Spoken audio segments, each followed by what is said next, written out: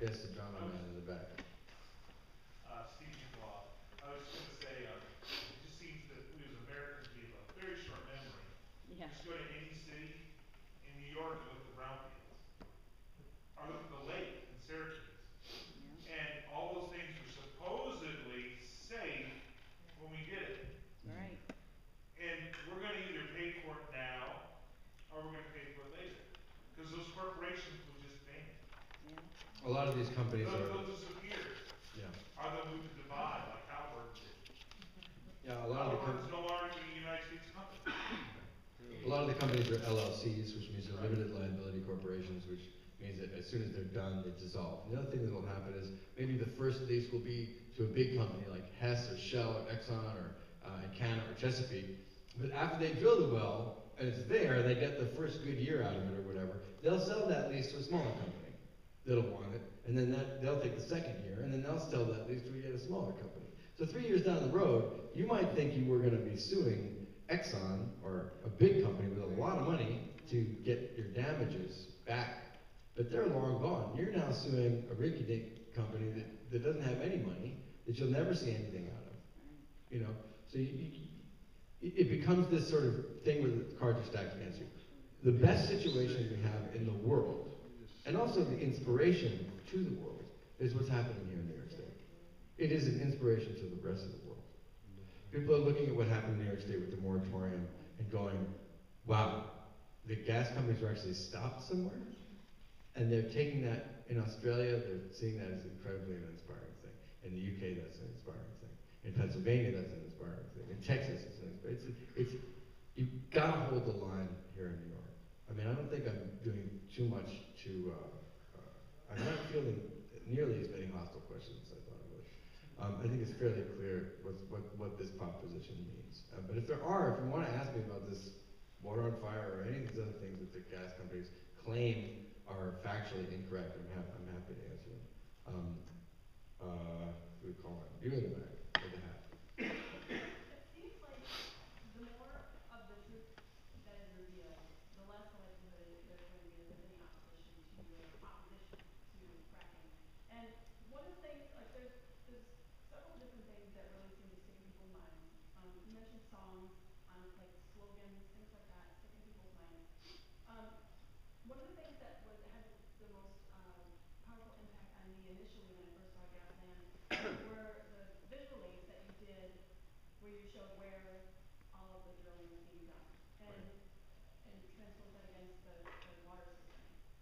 And I'm wondering if anyone has compiled anything, like is it accessible or even possible to compile something that demonstrates visually the health impact if we're to frame this as a public health issue in order to, flip the favor from industry to public?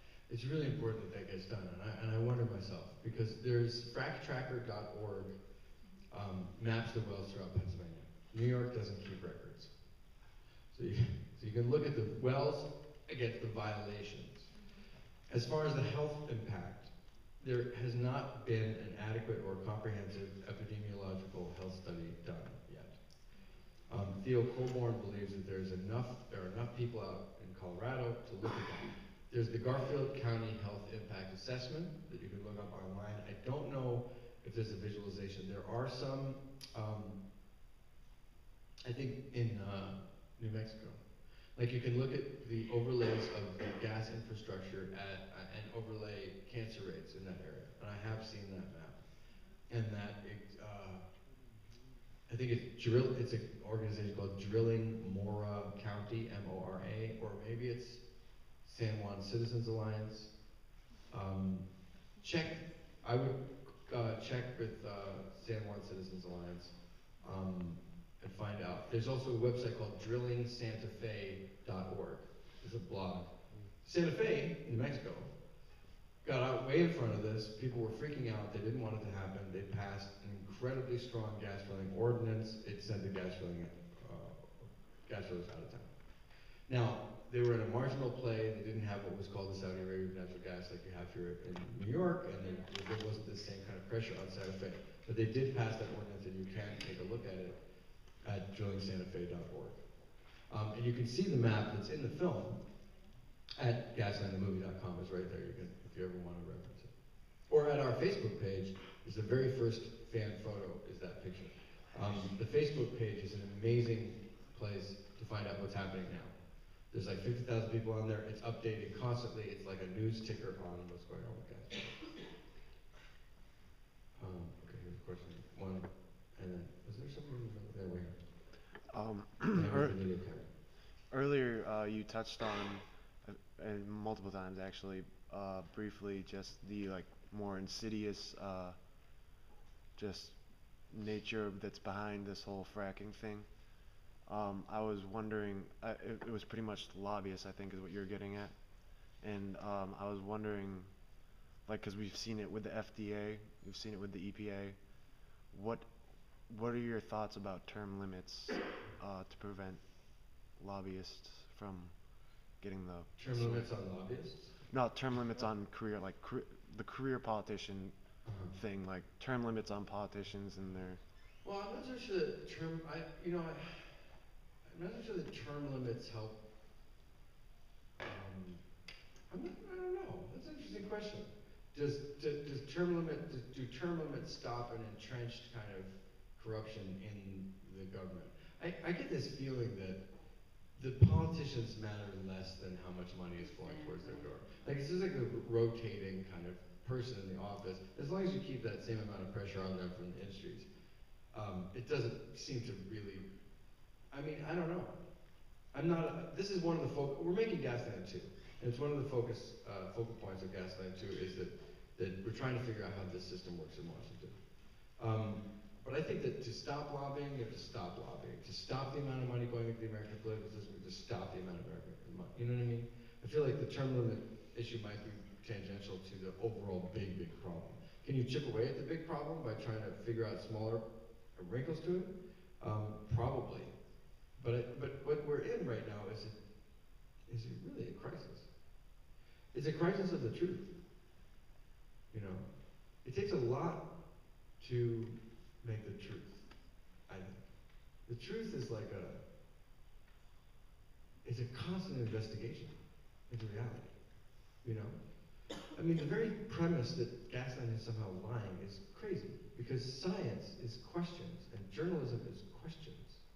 If you're asking a question, you can lie by asking the wrong question. But basically what we're saying is, look at all this. Look at this evidence. Prove us wrong. What scientific method is here's this theory, and it's correct until you prove it wrong. You know, general relativity is a hypothesis. Until you prove it wrong, it's the way it works. And in this case, until you've proven that your gas drilling isn't doing this, that you are safe, then you're doing this. That's what the premise of it is. But that's not a fact, it's a question. And it says, you must prove it to us, or else you're violating our rights, and you're violating science, and you're violating the truth, the quest for the truth, you know? But when you have millions of dollars who are pushing a certain position, it's actually willfully obstructing this thing that we're all trying to seek out, which is the truth of this. This is a university. You know how hard it is to find the truth. You know how hard it is to find what's real. But what's real is being challenged by a reality that would like to buy itself into existence. And because if it wasn't, you know, so hard for them to, I mean, they got a really hard job to convince you to live in Saudi Arabian oil fields. I mean, that's really difficult to do.